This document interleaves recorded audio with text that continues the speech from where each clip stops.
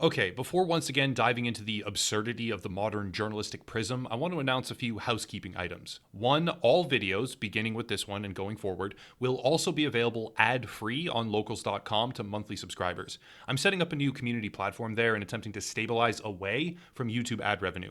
All videos will still be here as well, but for monthly active subscribers on Locals, you can watch them there with no ads. Also, I'll be uploading the raw audio from these videos as a podcast on Locals, again available for those that subscribe monthly. On top of this, there are a few other rewards, such as mention in the video credits, merch discounts, etc., and I would sincerely ask that anyone interested click the link down below and consider supporting on that platform. Lastly, this video is brought to you by Displate, an absolutely amazing sponsor, so stick around to hear more about their high-quality metal posters. With all that out of the way, and it's a lot, I know, I'm sorry, but it has to be done. I'm trying to make that transition. But now let's look at one of the worst journalistic video game analysis reviews I have ever seen in my entire life and explain from a historical perspective why it is absolutely incorrect. The guest of honor here is Haru Nicole, who has written a review titled Ghost of Tsushima's Empty World Reflects Its Empty Representation, and posted that review to Uppercut. Now, some of you may be thinking, who posted to what? And that's entirely understandable because neither of these entities have any shred of relevance beyond, seemingly, this one single rage bait article. But as the trend surrounding this journalistic tactic continues to develop over time and expand, I thought it would be relevant to discuss today. This is eerily similar in subject matter to the previous installment I did called Cultural Appreciation that also targeted Ghost of Tsushima, but this new hot take from Haru Nicole blows all previous criticisms out of the water entirely and warrants a deeper analysis because the depths to which they descend in order to condemn a game that is widely praised by Japanese media outlets purely on the basis of dehumanization against its cultural antagonist is honestly shocking and absurd. Also marking a much wider trend of historical realities being subverted in order to modify contemporary creative works under the guise of sensitivity. Before really diving in though, I got a big boy sponsor. Displate is fantastic. I have known about them for a long time and I've hoped to work with them ever since the very beginning, and they produce high quality metal poster prints, magnetically mounted. There are designs for everything you can think of, video games, indie art, movies, cars, sports, over 1 million designs so far, and I'm thrilled to say that they have partnered up with the channel. A link to their site is down below. They have fast shipping, quality materials, hassle-free returns, and it's probably the best way I can possibly think of to decorate all of my walls, and I can't recommend them highly enough. And I hope to continue working with them. So to support the channel and get amazing stuff for yourself. And lastly, follow the link down below to get 30% off site-wide because Displate has partnered up with the Upper Echelon channel. Big thank you to them. Please make sure to click it, get 30% off, and get yourself some amazing posters for your apartment, place, home, whatever it is. Decorate your space. Now back to the world's greatest Ghost of Tsushima review. This is the point where I have to give context on what was said and read from this journalistic gem. It starts with the following. Ghost of Tsushima is a game of emptiness. The emptiness of war, the emptiness of a map far too large for its own good, the emptiness of repeated actions that were once interesting but are now tedious, but most importantly, the emptiness of its representation of Mongolian and Japanese culture. Before going further, though I disagree with the sentiment of emptiness, describing this game as creatively empty from a mechanical perspective as an open world RPG might be understandable. If you care more about innovation than improvement, Ghost of Tsushima really doesn't have all that much. Most of what we see is tried and true, albeit in my eyes honestly improved for this title, but most of what we see is tried and true industry standard open world activities. Saying that the game feels empty in that regard might be understandable, but the important distinction is made that, most importantly, this emptiness is cultural and representative. Let's read on to understand their justification.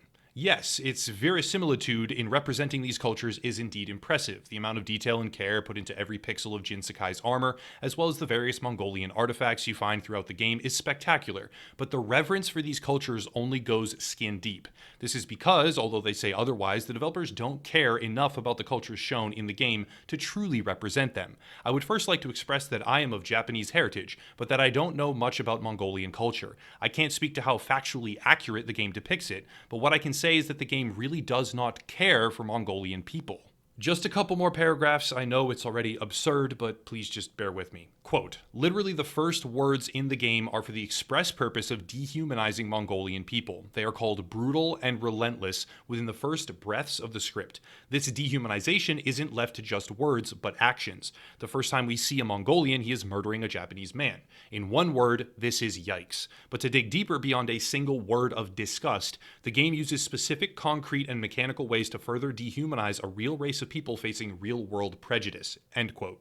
Last one, and then I'm tapping out because I've already read this thing multiple times and I just can't do it anymore. Quote, for one, the subtitles never translate the Mongolian spoken by various NPCs, rather it transliterates it, meaning the Mongolian language is never translated to English, just phonetically written in our alphabet. By not offering them a way to communicate clearly with the player, the game literally steals the Mongolian's voice. What's worse is that the only humanized Mongolian character is Khotin Khan, the villain of the game.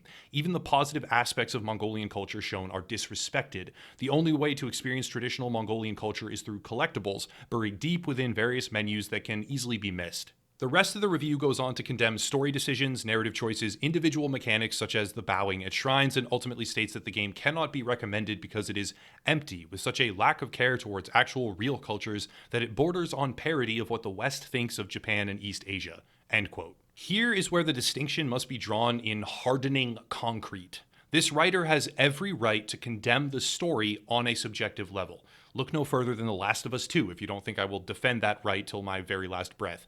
I hated the narrative in Last of Us 2, and thus I lowered the score for the game in my own review. Others loved the narrative in Last of Us 2, and it will endure as one of the most divisive games ever to be produced in history. However, the criticism of truly subjective elements is not the main justification for a scathing review here. The main explanation is cultural insensitivity with a hyper-focus on the image portrayed of the Mongol horde. I'll try not to repeat myself from the previous segment on this topic, but the majority of mainstream Japanese critics were thrilled with the presentation and treatment of 13th century culture. Perfect scores and high praise were given across the board, so it undermines at least partially the anger towards Japanese portrayal. However, the main focus here is the Mongol representation. The words brutal and ruthless could not be more accurate when applied to 13th century Mongol conquest. The game revolves around a villain named Khotin Khan, a relative of Genghis Khan. And to truly understand the scope of these words, brutal and ruthless, as well as why, from a historical perspective, they are not even close to visceral enough when describing the Mongol hordes, we should focus on Genghis Khan. Genghis Khan was a powerful warlord in the 12th century. To put that in perspective, his conquests resulted in the death of over 40 million people. This number, from a relative perspective at that time, is so large it constituted almost 11% of the entire global population. This is a warlord so brutal and ruthless, he was responsible for the death of 1 in 10 people on the planet. And that's just the start. According to a National Geographic genetics study, Genghis Khan likely has some 16 million male descendants today. This was determined by analysis of the Y chromosome passed from father to son, and it was seen that around 8% of the region's male occupants had nearly identical Y chromosome indicators. This does not even account for the female descendants, and with only male descendants considered, Genghis Khan's DNA already accounts for 0.5% of the global male population. If you extend this to its logical conclusion, Genghis Khan is currently an ancestor for 1 out of every some odd 200 people on planet Earth. And realizing the sheer scale of what that means, we need to ask, how is it possible? The answer is not exactly innocent. Genghis Khan had over 500 known wives, and not all of these marriages were consensual. If you combine these two realities, we can see that Genghis Khan exterminated over 10% of the world, while fathering around 0.5% of the current global population by force. I hope it's beginning to make sense why the words brutal and ruthless from a 12th and 13th century perspective are not even close to enough. Ghost of Tsushima is accused of handling Mongolian culture with insensitivity and dehumanizing the actions of Mongolian soldiers. In truth, they do not even touch on the actual brutality of the Mongol hordes. Let me explain.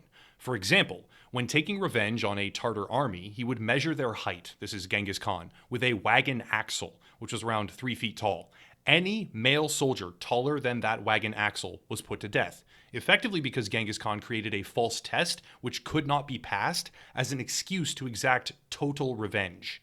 Not enough. During his conquest of China, the city of Zhongdu, now Beijing, was besieged and forced to cannibalism. When they finally surrendered, he didn't care. Genghis Khan's forces sacked the city, and months later, passers-by described the site as a white mountain of human bone. But maybe that's still not brutal or ruthless, according to this very esteemed writer.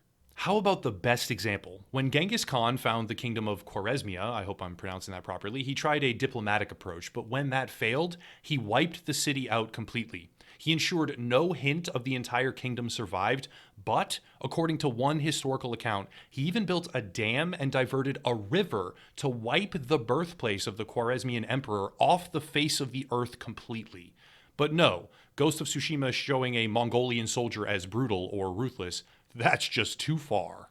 Khotan Khan is an extension of his relative Genghis Khan. The only interactions seen in all of Ghost of Tsushima are interactions between a hostile invading force and the island's inhabitants. We do not go to cultural centers of the Mongolian people. Those are worlds away. We only see the actions of the soldiers who sailed to that region specifically to brutalize it. This is not by malicious design, it is a function of what the word invasion quite literally means.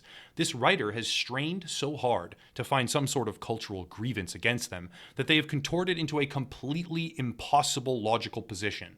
You can criticize a game for having a bad story. You can criticize a game for having reused or unoriginal mechanics, absolutely. You can criticize a game for almost anything on a subjective level. But criticizing a game for dehumanizing a Mongol horde, when that dehumanization is really just a descriptive atmosphere of brutality and ruthlessness, there is no version of that where charity can be afforded. There is no, well, they are partially right, or if you look at it this way, they are just wrong. Their opinion, their voice, their perspective, and their emotional response are wrong, with no dispute or denial. No one has ever heard of Uppercut, and at this rate no one ever will, because the quality of articulate criticism here is rock bottom. We all make mistakes or have our contrarian opinions. I know that better than most people, but there is a line in the sand between being a contrarian for clicks, which I've done myself, and denying history to insinuate that portrayal of one of the most brutal and ruthless conquest empires in all of history is insensitive. No, it isn't. But that's it. Again, links down below, ad-free version and audio podcast up on Locals for monthly subscribers. Displate in the description to buy amazing metal posters. Please do so if you want to support and get something awesome for your walls. And another YouTuber to support as well, plus merch and social media, blah, blah, you get the picture. I'll cut it there and stop rambling. As always, thank you all for watching, and have a nice night.